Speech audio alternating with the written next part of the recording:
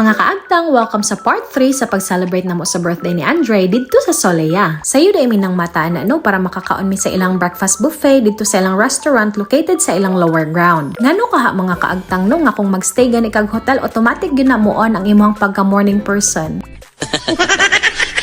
Ug mauto kay gipanggutom naman gid mi mauto nagdali-dali dayon kog ilis. Ikay-kikay sa dayta karon para dili ilhan nga 31 na ta. Ug mauto wal naghuwat mi sa elevator, nagsayaw-sayaw sa mi para maka-warm up mi ayha mi mosulong sa gera. Ug pag-abot day namo sa ubos daghan na kay mga guests nga naglinya. And finally nakasud na jud mi sa ilang restaurant. Grabe gyud kadaghan sa pagkaon nga inyong kapilian diri mga kaagtang. Ug tungod sa kadaghan maglibog na lang yun muon sa inyong kuhaon. Papuro jud kayo di ari ba kanang mga vloggers nga ang ilang contents kay mukbang. Kay grabe di gid sila mahutdan diri og kaunon. Sila na lang gid siguro ang mo surrender ba. Kay grabe gid kadaghan sa mga cuisine diri nga ilahang kapilian. Mao na nga sa mga kaagtang diha nga nagplano nga molaag og Solea, dili gid mo magmahay kay sa breakfast pa lang tiba-tiba na jud kaayo mo. Ug kung ikaw sad ang klase sa tawo nga ganahan og tamis, daghan kay slag desserts diri nga kapilian. Kay maskin mga famous Pinoy kakanin, pareha sa biko, puto ug kutsinta, makit-an gyud ninyo diri aba. Mao na nga dili gid mo makagawas diri aba nga dili puno ang inyong panudlanan sa inyong tiyan.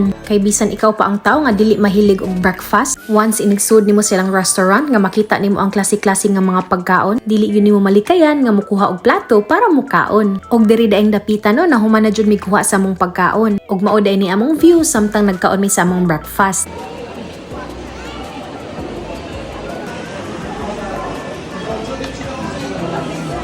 Grabe jud kabusugan ako ani ba. Labi na nga di na kay ko tigkaunan og breakfast sa amua. Mao nga shout out na sad ko ni Ate D og ni Tito Dax sa ilahang pag-invite og paglibre sa amua. Og diring dapita di ay kay ni sakay na sad mi sa elevator para mamalik na sad mi sa amo ang kwarto kay mag-ilis na mi para mag-swimming na.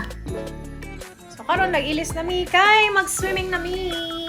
Og mauto na human na sa dayog ilis ang ako ang bana Pero syempre before mo naog magpusing-pusing sana siya diha.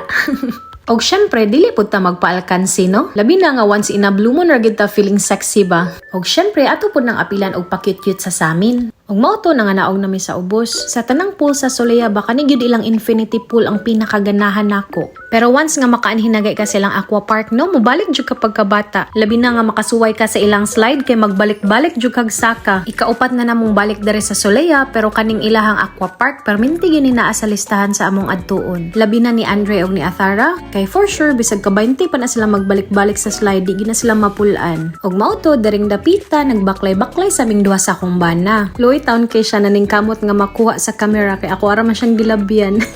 Og daring dapita kay nangita mi og shaded part nila nga pool kay para mga ligo. Og mauto naka-decide mi nga diri mi dapit sa ubos sa infinity pool kay naay daghang kahoy unya landong. Hindot jud kay nga bisan pa nagsalang ba makalaag-laag ta para at least man lang maka-unwind sad ta panalagsa. Labi na nga stressful kayo ang imong week unya burnt out kaayo ka. Mao na nga mga kaagtang bisan sa kalisod sa kinabuhi ayaw jud mo kalimot og laag-laag. Bisan ka usa lang sa usa ka buwan. Og dili gyud necessary nga mulaag mo og mga mahalon nga lugar kay pwede ra gyud kaayo ta magpadagat o magpabukid. Pero hayahay jud kay tong mga duol ra kayo sa baybay og sa bukid ang balay kay anytime nga naa sila hunahon pwede ra jud kay sila mo gawas unya magbuni-muni. Mao gyud nay usa sa naka-advantage ba basta ang imuhang balay duol kay sa nature. Kay kung nagkinahanglan ka sa kinaiyahan nga gihatag sa Ginoo nato kay pila ra kalakang gikan sa inyo maabot na dayon ka. Og diring dapita grabing lingawa sa tulong. Pero syempre dili pud ni magpalkansi ang usa kay dapat naapod siya moment nga iyaha. Og syempre dili pud ko magpalkansi kay dapat naapod ko sa salida.